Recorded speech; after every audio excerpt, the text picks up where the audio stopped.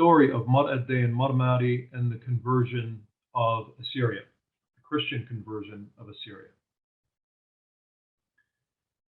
The Assyrians were being ruled by the Parthians during the time when they go from the BC era, or before Christ era, into the time that we call the Christian era, and we begin to refer to it as the year of our Lord 1, 2, and 3, and 4. It's not as precise. This is, as we said, a transitional period in Assyrian history. Clearly, archaeologically and textually, the Assyrian people existed. So the idea that the Assyrian people had disappeared after the fall of Nineveh, an idea that some scholars have upheld in the past, is certainly does not hold water, archaeologically or textually or in any way. So the Assyrians, during the time of the Parthian rule, clearly existed, and they had a well-known presence and were referred to by the various peoples around them. Now, very important, as I have previously stated in this class, that the word Assyrian and Syrian are synonymous. That is the way they were viewed. The word Syrian was not seen as the word Aramaean, despite the fact that some people, some scholars, some writers have made this point. There's absolutely zero evidence that the word Syrian, Suraya, automatically meant the word Aramaya. The word Aramaya was used, often in reference to script or language. But you have to know that the word Assyrian was also used for the script. In other words, the writing of the Assyrians, oftentimes referred to as Aramaic, okay, the script, was known as the writing of the Assyrians by Jews, by Greeks, by Egyptians, and others. It was known as the writing of the Assyrians. And up until today, the rabbis refer to their own writing, which is the Aramaic script, as Kitab Ashuri, which is, again, the writing of the Assyrians. During this period, Assyrians go from a centralized world empire to being subjects of the various empires that come after the fall of Assyria in 612 and 609 BC. So the Neo-Babylonian, the Achaemenid, the Seleucid, or Macedonian, and the Parthian empires. From the Mesopotamian pantheon, the Assyrian faith transitions into the Zoroastrian, the Jewish, and the Christian faith. Now, there are many writings and many scholars that refer to this transitioning of the Assyrian religious culture from the ancient Mesopotamian pantheon into the Jewish and later the Christian one as something that seemed very natural. And there are certainly a number of scholars, and I will refer to them in the future.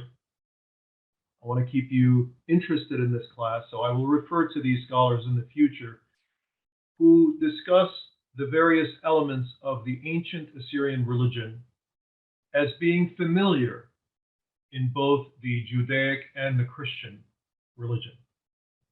And one could look at the Jewish and the Christian religion in a way, of course, we don't want to get too much into this subject because it's not the focus, but I want to just alert you to the fact that there is much to share between the Jewish and the Christian religion, and historically, and also between the ancient variances of the Mesopotamian religion. So, for example, the upholding of Ashur as the central figure in the Assyrian pantheon versus Marduk in the Babylonian, what is known as the Babylonian pantheon. Okay, so Ashur is the supreme god of the ancient Assyrians. He is the head of the pantheon, and the other gods are kind of the personification of the various attributes of Ashur, for example.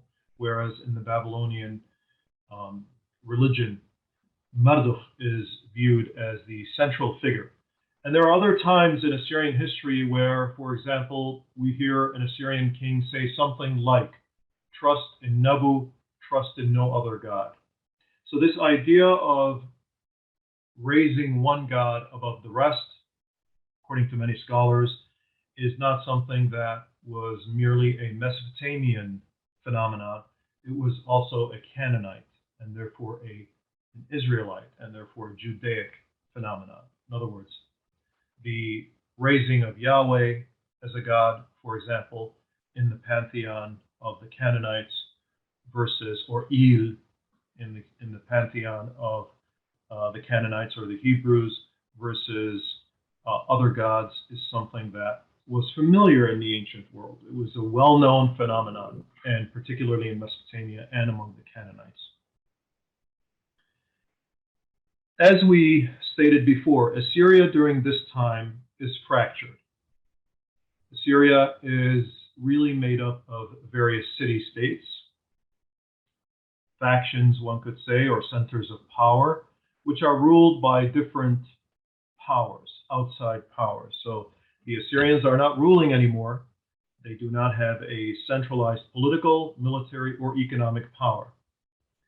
And this has a very visible imprint on the landscape of Assyria, meaning the projects that were once undertaken, for example, by the kings of Assyria, such as Sennacherib and others, are no longer prevalent during this time.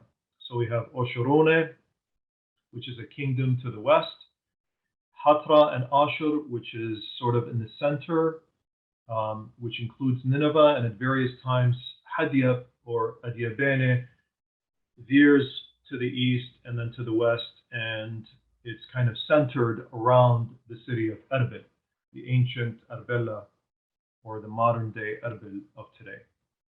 But the central power of the Assyrian state is now gone. And this, of course, has repercussions. What are the repercussions? What are the consequences of this loss of centralized power?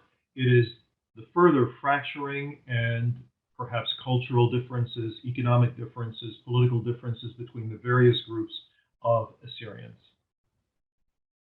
We're going to add to this the fact that this region, like the region to the north of it, which is Armenia, is going to be fought over by the various powers during the time of the Parthians against the Romans coming in from the west, during the time of the Sasanians with the Byzantines to the west. So the Byzantines and the Sasanians are going to clash, and it's going to cost the Assyrians, and we'll make references today to where the Assyrians suffered as a result of being Christians like their Western brethren. And when there was peace, of course, it is a testament to the Assyrian will to survive and to become resilient and to rise from the ashes, as it were, that Assyrians are going to thrive and grow their church despite the difficulties they endure as a result of these wars, regional conflicts. So something about the ancient Assyrian religion. As we said, it was polytheistic. At times, the emphasis on one god versus another. For example, Ashur was the supreme god, and oftentimes this could be interpreted as a type of a monotheism, although I would argue that it's not full monotheism. Religion was fused with state power. So here you had the king who personified the high priest of Ashur, or similar to a patriarch, for example, at the same time being the military and political leader of the state. There was no such concept as separating between the Assyrian king as a priest of the god Ashur, which is a role that the king had played for centuries, many centuries, and the state of Assyria. So all of these were really fused together. There were various stories of the pantheon, we call them mythologies today, Enuma Elish, and so on, that some of which got into the Old Testament. Gods were transcendent in the belief of the ancient Mesopotamians, and humans had to revere and obey the gods. Gods created mankind out of clay. Does that sound familiar? Gods were represented by various natural entities, and certain signs represented certain gods. Now, it's important to know that these, for example, the sun or the moon, did not literally mean that this was the god Shemesh. You know, we refer to sun as Shimsha in our modern language, and it's always been referred to as that. The gods were not themselves the sun. This was the symbol of the god. For example, the god Sin was represented by the sign of the moon, all right, as the lamp in the heavens. And there were certain attributes that were associated with certain gods. So, for example, Ishtar represented love and war, and Nabu represented the scribal art and wisdom. Ashur represented a kind of a transcendent god above all. He was the king of the gods. He was the lord of all. He was, according to Assyrian writings, the seen and the unseen. Although the gods were represented in art form, such as you see on the right hand of your screen here, these were not, of course, believed by the ancient people to be the actual God. Now, there are various references to the Old Testament, for example, sacrificing to God in the Old Testament, and does not mean that God literally is smelling something, for example. But these are references, one could say, in literature that go back in history to refer to our understanding of the divine. And Mesopotamia was no different than the development of religion in Canaan. The only difference was that the Assyrians wrote much more. The Mesopotamians produced much more in terms of literature about the nature of the gods. One thing that we have to remember is we do not have the priests of Ashur to sit and ask today to give us an interpretation of what it is exactly they believed. For example, just like we have today feasts of the saints, just to take one example. The ancient Assyrians had feasts associated with the gods, with various gods. So, for example, there was cooking like we do in Shara, or a feast of a saint, and who would receive the first share is a tradition that is deeply rooted in modern Assyrian culture today when we are discussing Shara, for example, or Shera, a celebration of the feast of a saint. So many of these traditions actually still are maintained among the Assyrians. It's just in a different guise. The saint is a different saint. The gods have changed, in other words, but the traditions remain the same. So these ancient religions slowly give way to the formation of, one could say, more supreme religions. One of these is Zoroastrianism. The Assyrians know that the Zoroastrian religion enjoys state power, just like the ancient Assyrian religion of Ashur enjoyed state power in the past. And so some Assyrians convert to Zoroastrianism. Other Assyrians also convert to Judaism, because at this time Judaism is a type of missionary religion. It is not associated with any ethnicity. It is a religion simply that reveres God and all of the various attributes that the religion has concerning mankind, and not anything to do with one particular ethnicity. So Assyrians convert. And in fact, Patricia Crone and Michael Cook, who wrote the book Hagerism, which is a very interesting book about this period, tell us that after a detour via Judaism, the Assyrians adopted Christianity and found their heresy in Nestorianism. Of course, this is a play with words, meaning that Assyrians settled into the Church of the East and became labeled as heretics, and we're going to say something about that. Why were the Assyrians labeled as heretics, particularly the Assyrians who joined the Church of the East in large numbers in the beginning? Now, they joined Judaism. There are certain Assyrians who became Jews. Certain Assyrians became Zoroastrians. And certain Assyrians stayed with their ancient religion.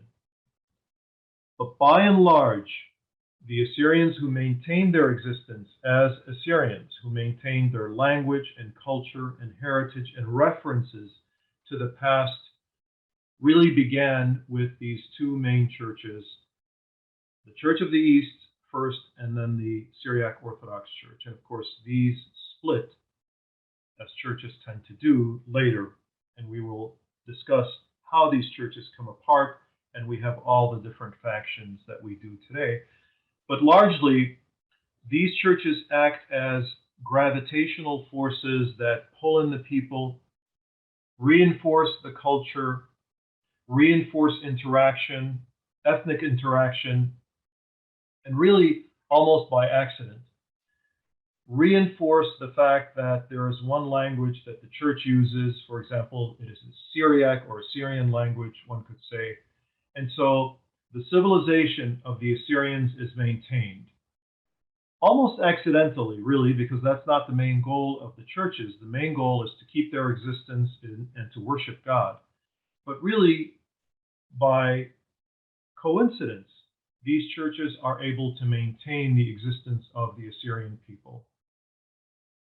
Yes, there are factions. They are divided, of course, along Christological lines, but the people are largely the same, and they are able to interact today, for example, and refer to the sacred language of their texts as what we refer to as classical Syriac, or what scholars refer to as classical Syriac or classical Assyrian, one could use. Well, let's talk about how this whole thing began with the Assyrians and Christianity. How did the Assyrians become Christians?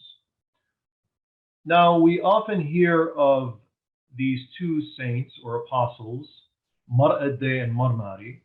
I've heard it growing up as a child constantly. Who were they? And what did they stand for? And what did they do exactly? The doctrine of Addai, it is known as a doctrine of Addai. Melpanutit Addai, not Tashitit Addai. In other words, it is not a history, but it is an apocryphal work. It is thought to be written in the 5th century, not as it claims in the very 1st century of Christianity. And this is according to many of the scholars. And we will discuss some of the reasons why we think it was written hundreds of years really after the arrival of the Christian faith. And it tells of the arrival of Christianity into Assyria and into Mesopotamia. Addai and Mari were apostles of Christ who journeyed through Syria, so from Palestine or Judah, through Syria and into northern Mesopotamia. Not southern Mesopotamia in the beginning, very important, northern Mesopotamia, next to what is today Syria.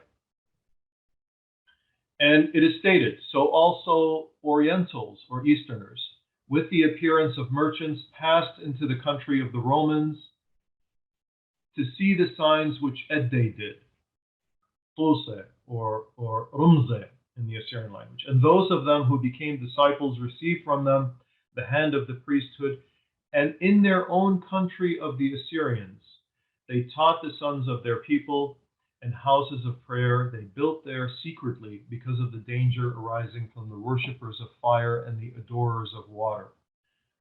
Who are the worshippers of fire and the adorers of water? Those are, of course, the Zoroastrians and other religions that may have remained, meaning ancient Assyrian religions. But not to say the king of the Assyrians. Again, we hear of the Assyrians during Christian times. And so whether this was written in the 1st century AD or it was written in the 5th century AD, 400 years or 500 years after Christ, it's important that the reference to the Assyrians remains. When he had heard these things which Addai the apostle had done, he sent to Abgar the king, either send me the man who hath done these signs with you, that I may see him and hear his discourse, or send me an account of all these things which you have seen him do in the city. And Abgar wrote to Narseh and made him acquainted with the whole history of the affair of Addai from the beginning to the end, and he left not anything which he did not write to him. So the Assyrian king or ruler or governor of one city-state is writing to another Assyrian king of another city-state within the land of Assyria concerning Christianity. Important to know who are Addai and who are Mari. Christ had 12 disciples. Many of you know their names: Peter, James, John, Andrew, and so on. There are 12, Judas Iscariot and Judas Thaddeus. Thaddeus is not related to Mar Addai, by the way, this Judas. And then had 70 apostles. Related to Assyria, among them are Mar Addai, Mar Agay, and Mar Mari. These are the apostles, and the two specifically, Mar Mari and Mar Addai, are related to the creation of the Church of the East, as we are told in various historical sources. Now, there often is a question of whether Christianity was actually established in Assyria or in what became later Syria during the early centuries, and not, say, in the 4th century AD. So we have a reference to an apostle or a saint in Christian history, Aversius, equal to the apostles. He is often referred to, the saint, as equal to the apostles. About the middle of the 2nd century, he leaves his story of going to various places and staying in Nasiban, for example, and seeing the brethren there. Now, this epitaph that is left for us, archaeological epitaph, is from the 2nd century AD, and it's very important to know that this is one reference showing, attesting, it is written in Greek, it is attesting to the fact that Christianity was prevalent in these areas very early on. So even before going to southern Mesopotamia and being in the Persian Gulf and in other areas, such as Elam, for example, or Persia. This work of Mar Addai and Mar Mari is called Doctrine and not History, as we said. It's Melpanutha or Melpanuta, teaching, Doctrina in Latin, and not Tashita, history. First published in the late 19th century, the Doctrine of Addai tells of the conversion of King Abgar, the Black, Abgar Ukama in the Syriac language, or in the Old Assyrian, by the apostle Addai, who was sent to Assyria by St. Thomas, one of the 12 disciples.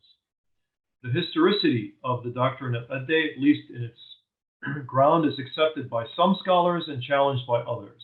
Siegel, for example, who writes Syriac history of Syriac inscriptions, accepts it as true, and others, Divers, for example, and Griffith, other scholars of Syriac studies, do not accept it.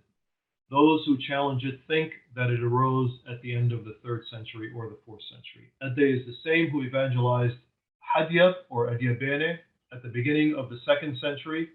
Both in Edessa and Adiabene, people spoke Syriac. It was the same language. It was the same people, same ethnic group. So when was it written?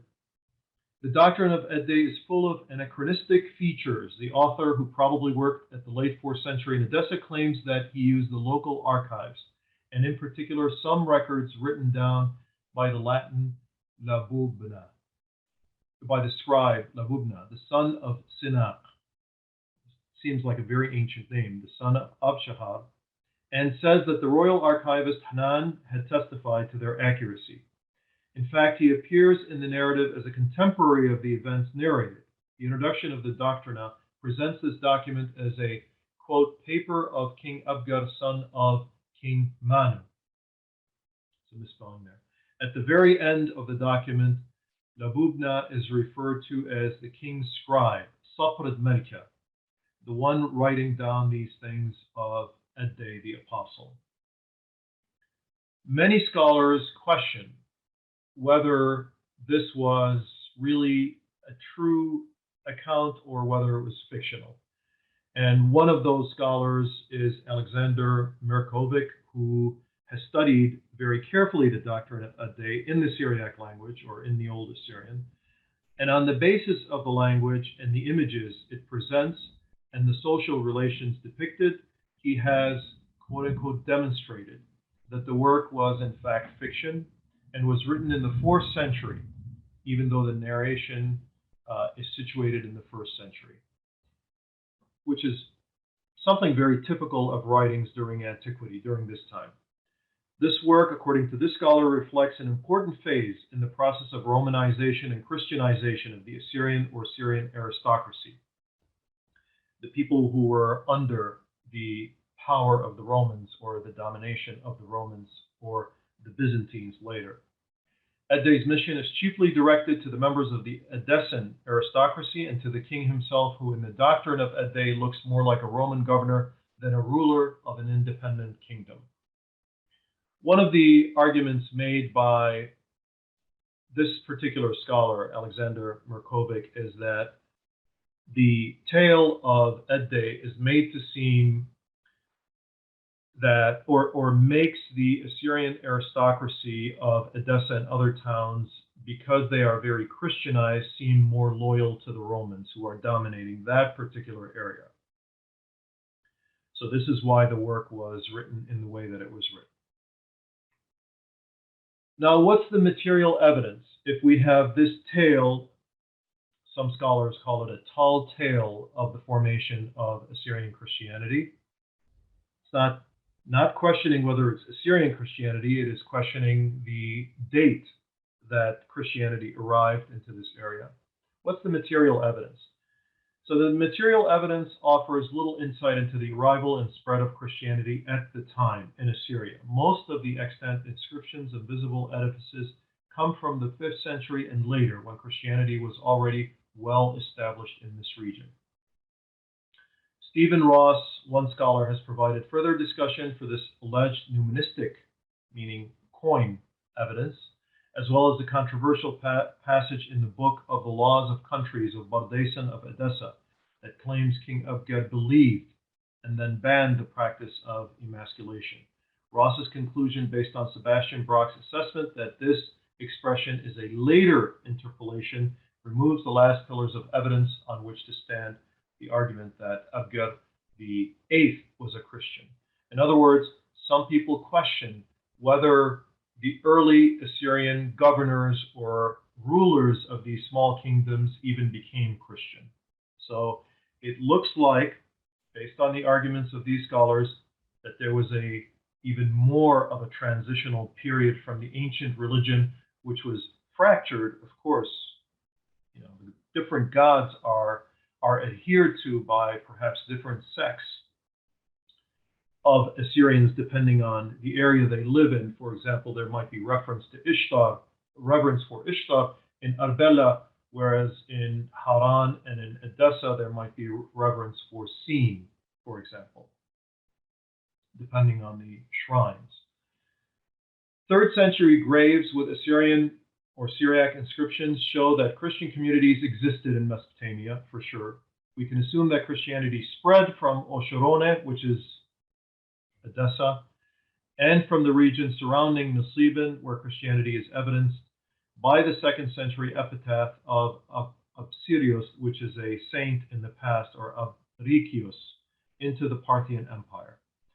The first sure document attesting the diffusion of Christianity in the Persian Empire is the book, Persian meaning the Sasanian or earlier Parthian Empire, is the Laws of the Countries, written by Edessan Christian philosopher Bardaisan, a disciple of Bardaisan of Edessa, where Christians are present in Mesopotamia and present in Assyria. Be that as it may, by the 4th century, the spread of Christianity is becoming a reality. Now, the 4th century, we are talking during the period of after the Parthian kingdom an empire has come and gone, and the arrival of the Sasanians, the early Sasanians.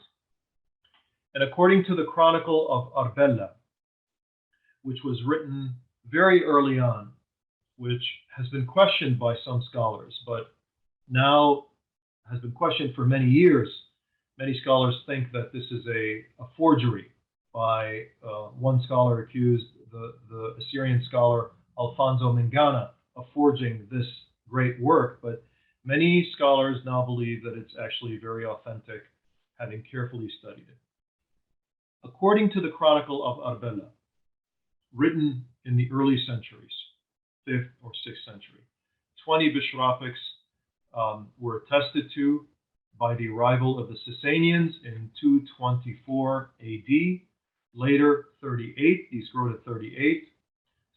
Sarcophagus at Ashur with Christian image existed. So the city of Ashur, remember, this was the ancient Assyrian Vatican. This has become a Christian city. Slowly, though. Slowly, because the religion of the ancient Assyrians, the temple of Ashur, exists up until the time of its destruction, 224 AD, or 256, AD, at the time it was destroyed by the Sasanians in their war with the Romans, or with the Byzantine Empire. Many of the stories are thought to be made up by later church writers to bolster the doctrine and apostolic legitimacy. Assyria becomes, over time, a very powerful network of Christian enclaves. The churches pick up. The bishops are very active in rooting out what is left of the ancient religion, and we have many references to this. For example, the story of Martyrs, another apocryphal story that talks about the abandonment by a very revered saint, Mar'odi Shubricha, among the Assyrians in the 3rd or 4th century, the abandonment of his ancient religion and his trouble with his people once he abandons his ancient Assyrian religion, and the conversion of an Assyrian aristocrat who is descendant from King Sennacherib, who has converted to Zoroastrianism, or whose family has converted to Zoroastrianism, and he becomes a Christian, for example. This is the story of Martyrs. It is a very interesting story and points to the way that Assyrian aristocrats sometimes abandoned their ancient religion and adopted the Zoroastrian religion, only to later, perhaps generations later, abandon the Zoroastrian religion and convert back to the Assyrian religion. According to Patricia Crone and Michael Cook in their book Hagerism, 2 churches become prominent. And I would argue that this really, up until today, in the Nineveh Plain, one could say that 2 churches existed. One rooted in the Nineveh Plain, in the Assyrian heartland. Patricia Crone and Michael Cook call this the Church of Assyria, the chauvinistic Church of Assyria, and one that is more cosmopolitan, that is going to be rooted in the city of Seleucus Ctesiphon, in southern or central Iraq, which is near the city of Baghdad. And we have true stories, although these are reinterpreted by modern scholars as something that is an exaggeration of the martyrdoms suffered. Now, why are Assyrians becoming martyrs not under Islam, but under the power of the Zoroastrians? And there is an explanation given by a number of scholars. One of them is Richard Payne. Now, important to understand, Shimun bar Sabbai is one of the leaders of the Church of the East, today known as the Assyrian Church of the East, or the Ancient Church of the East, who is told by the Sasanian emperor, the Shahanshah, that he must seek out Assyrians for taxes. The king decides to double tax the people of the patriarch, and he asks them to participate in the collection of taxes that are going to be raised to build up the Sasanian army in the interest of the state or the empire against the Byzantine Empire. And the patriarch refuses. He feels possibly humiliated at being turned into a tax collector for the King of Kings. And because he refuses, he is murdered. He is slaughtered along with a number of his priests. And this massacre, this slaughter, is commemorated in the Church of the East for centuries to come. In fact, up until this very day, the Church of the East celebrates Mar Shimun bar Sabbai's martyrdom up until this very day. In fact, His Holiness Mar Awe III in Erbil recently gave a sermon on the story of Mar Shimun bar Sabbai.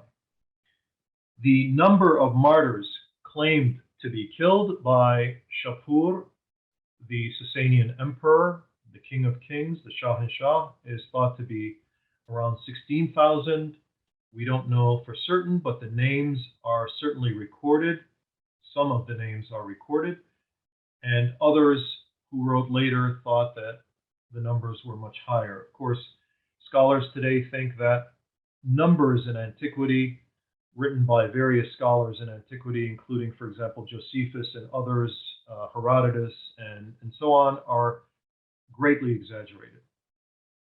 So 200,000 was given by one scholar. It is thought that the number was less than that by most scholars. Regardless, it was a high number, and the murder of a patriarch by a king was quite an event. Now, Adam Becker is a scholar of Christian history.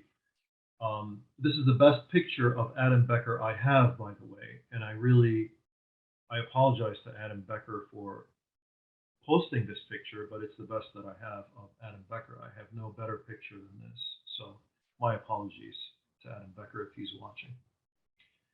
Adam Becker, as I had said previously, the Assyrians, in their status as a subordinate people to the Zoroastrian Sasanians, revere martyrdom, revere spirituality, revere their church and faith and culture as something that is much more powerful than military power and political power. In other words, they justify their existence as a people of God and view their plight as a gift from God. And to quote Adam Becker, in the martyrdom of Simon bar Sabbai, or Mar Shimun bar Sabbai, there is persistent emphasis on the existence of two distinct jurisdictions: Sultana, or the power of the king, one that of the Catholicos Simon or Mar Shimun pertains to people's souls and the invisible world, and the other, the Shah's, is Almanaya. So one Sultana is Almanaya, meaning belonging to the king, and one Sultana is that of belonging to the patriarch of the Church of the East. And one concerns the worldly power, that of the king, and one concerns the spiritual power. And both are thought to be relevant, but of course the most important and the most long-lasting and the one that has the most effect on you as a human being who has a soul is the Sultana, that is the religious one, that is held in the hand of the patriarch. The martyrdom of Mar Shimun bar Sabbai shows an acute awareness of the peace of the church that has occurred in the West. So there is looking to Rome and Constantinople and seeing that the church exists in peace there. But this avoids the excessive triumphalism, which would certainly exacerbate the problems of Christians under the Sasanian or Persian rule. Martyrdom here is a glorious act performed for both the community and God in imitation of Christ. Unlike later texts, it is not a representational critique of Zoroastrianism. So this martyrdom of these saints in Assyrian history, for example, that of Shimun Sabbai, is viewed as a communion with God and with Christ, and also the strengthening of the community. Sahduta, martyrdom, giving of one's life to preserve the integrity and the dignity of the community.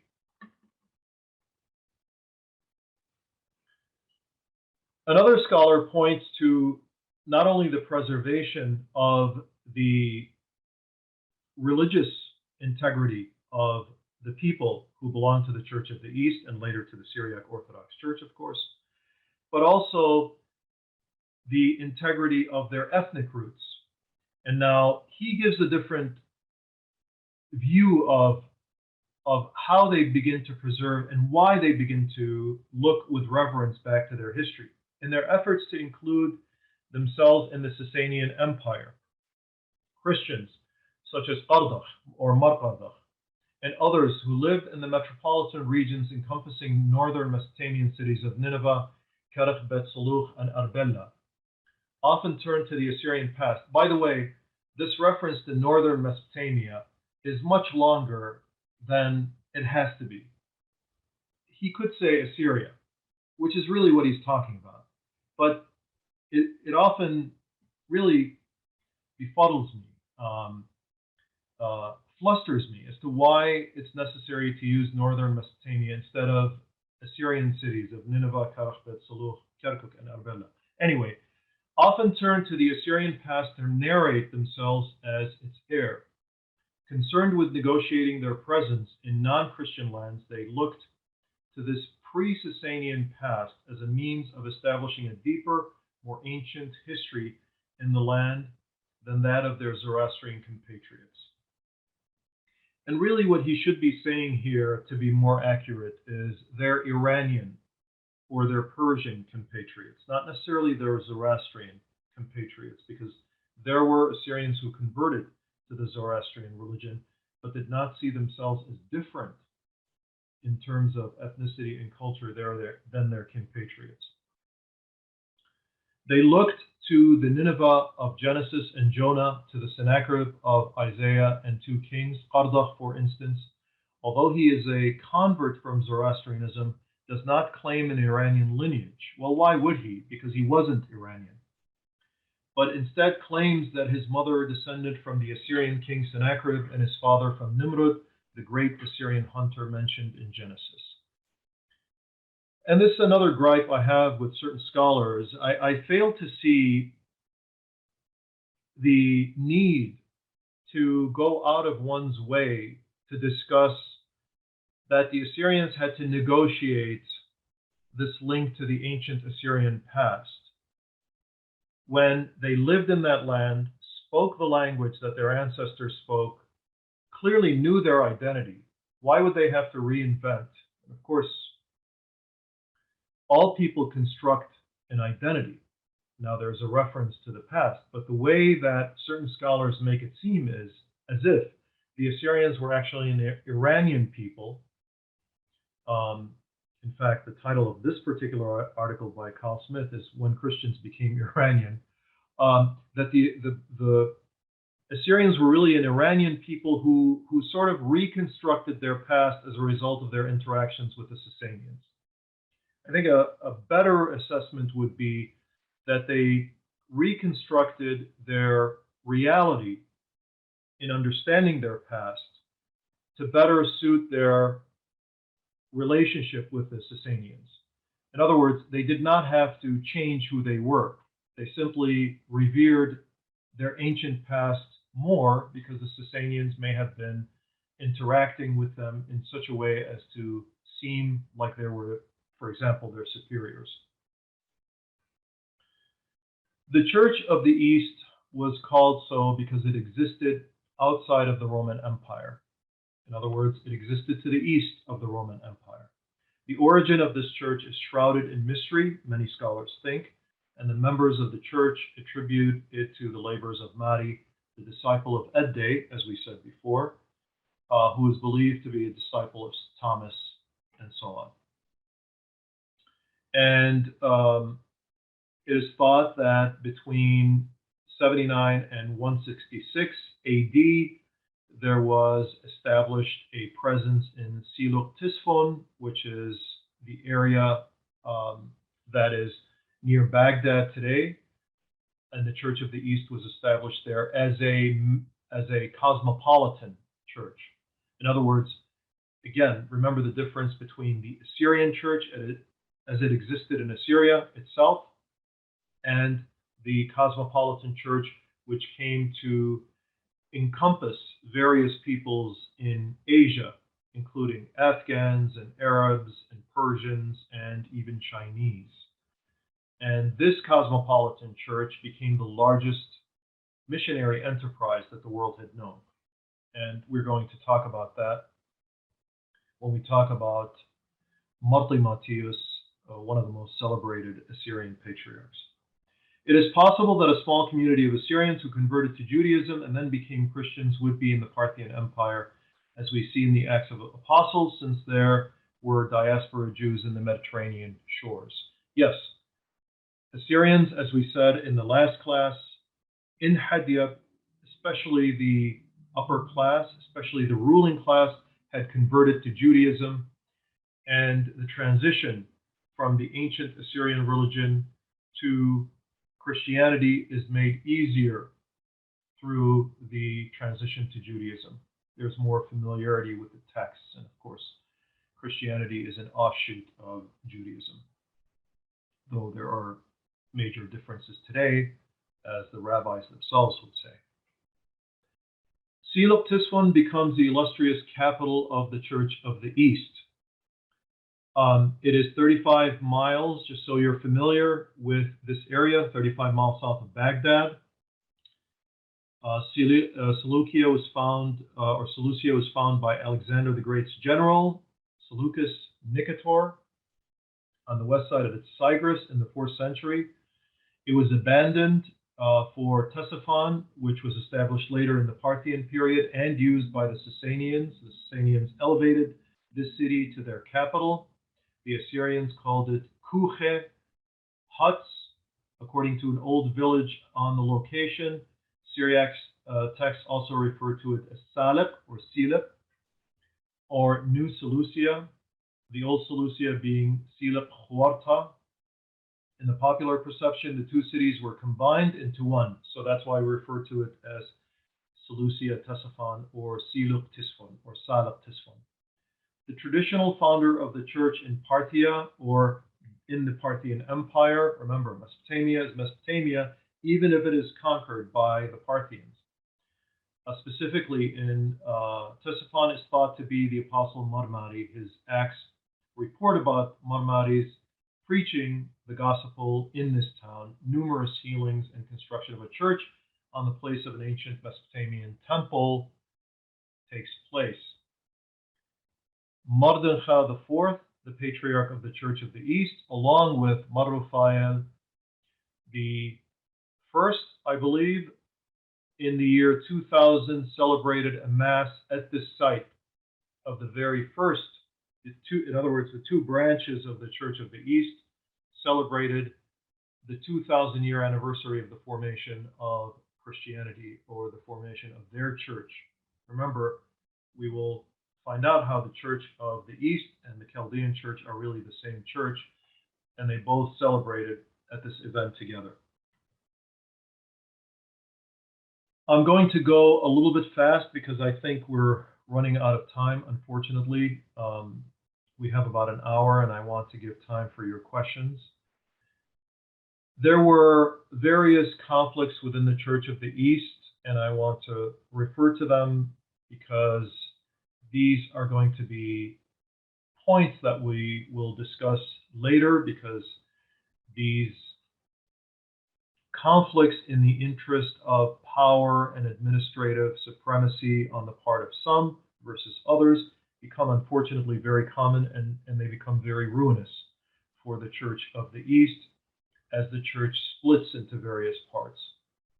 And one of the very first splits in the church, or the frictions, one could say, was caused through the rule of Mar Papa Bar Agge, who was interested in centralizing the church And whenever you're centralizing, of course, power being a zero-sum game oftentimes means depriving a particular bishop of his power and gaining more power for the center. So there's difficulty with Mar Papa Bar Agay, who is thought to have suffered a great deal because his bishops did not agree to his centralizing of power.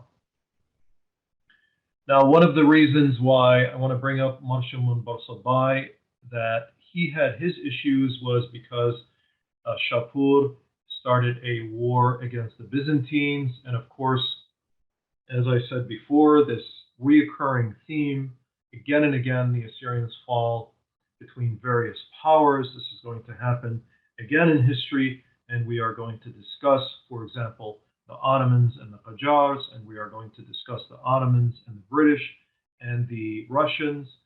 And even today, when Assyrians do not have this much power, they are divided between various regional powers and suffer as a result and have to abandon their territories. Now, I want to stop here with this quote about the missionary activity of the Assyrians when it was a dangerous thing to do, when the church underwent a great deal of persecution. In the history of Mar Awa or Mar Aba, of course, Awa is written with a Alabit Alab, and it is pronounced Mar Awa, the name of the patriarch today of the Assyrian Church of the East, Mar Awa III. The hero is accused by the Zoroastrians as converting Zoroastrians, and this is something that is unacceptable. But the hero says this: regarding this faith in God, which everyone ought to acknowledge, a person does not have the authority to say, "It is mine alone," as the rest of the empty religions allow. As this air that we breathe is common to all human beings, and as in turn the light of the sun, the moon, the stars, so by a myriad and more, then this Christianity is not mine alone, but rather belongs to all rational beings who have passed on and who are present and who are going to be, and whose will is to believe. So the Christian convert and the Christian missionary feels that it is important for him to share, despite the risks, share this faith among others and propagate. And so this is one of the reasons that the Church of the East suffers, because it encounters resistance among the Zoroastrians. Later, it is going to encounter resistance among Muslims. It is going to come under a great deal of pressure from Islamic rule.